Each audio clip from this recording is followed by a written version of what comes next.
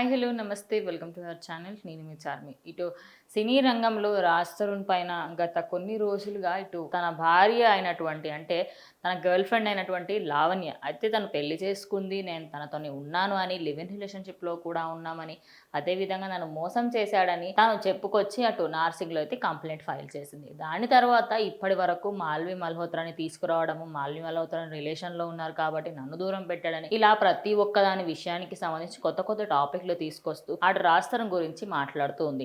అదేవిధంగా ఇటు రాజ్ తరుణ్ కేసులోనే కాకుండా మనము తను ఎప్పుడైతే అరియానా గ్లోరీ అటు బిగ్ బాస్ ఫేమ్ అయిన అరియానా గ్లోరీ ప్లేయర్ కూడా తీసుకురావడం, ఇలా చెప్పుకుంటూ పోతే ప్రతి ఇన్సిడెంట్కి సంబంధించి అటు రాజ్ తరుణ్ గురించి అలాగే తన గురించి కూడా ఎక్కువగా సోషల్ మీడియాలో వైరల్గా మారుతుంది. మరి ఇప్పుడు రీసెంట్గా ఒక ఇంటర్వ్యూలో ఒక డిబేట్లో మాత్రం తను కూర్చున్నప్పుడు ఇటు శేఖర్ ఎవరైతే ఉన్నారో ఆయన అటు రాజ్ తరుణ్కి సపోర్ట్ చేస్తూ మాట్లాడడంతో ఎక్కడైతే తను అటు యాంకర్ అడగ్గా అసలు ప్రాబ్లం ఏంటి అని అడిగినప్పుడు ఇటు లావణ్య మాత్రం డ్రగ్స్ అమ్ముతుందని, చిన్నపిల్లలకు డ్రగ్స్ అలవాటు చేస్తుందని, ఆ కేసులో కూడా ప్రజెంట్ దానికి సంబంధించి తనైతే ఒక నెగిటివ్ మనిషి అన్నట్టుగా ఆయన చెప్పిన మాటలు, దాంతో పాటు అదే లైవ్లో చెప్పు తీసి ఆ అబ్బాయిని కొట్టడము, అది ఇప్పుడు సోషల్ మీడియాలో ట్రెండ్గా మారింది.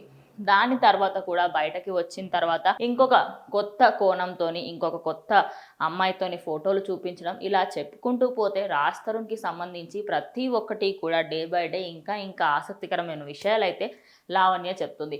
మరి ఇందులో ఏది వాస్తవం ఏది అవాస్తవం అనేది ఇవాళ తను కోర్టులో వెళ్ళింది అనే వార్తలు కూడా వినిపిస్తున్నాయి. మరి అటు లాయర్గా కళ్యాణ్ దిలీప్ ఎవరైతే ఉన్నారో ఆయన అటు వాదిస్తున్న సందర్భంగా మరి ఆయన ఎలాంటి అటు జడ్జి ఎలాంటి తీర్పునిచ్చారు ఏంటి, మరి దీనికి సంబంధించి ఇంకా కొన్ని డీటెయిల్స్ అయితే మనకు ఫ్యూచర్లో రాబోతున్నాయి. మరి దీనిపైన మీ అభిప్రాయం ఏంటో కమెంట్ చేయండి.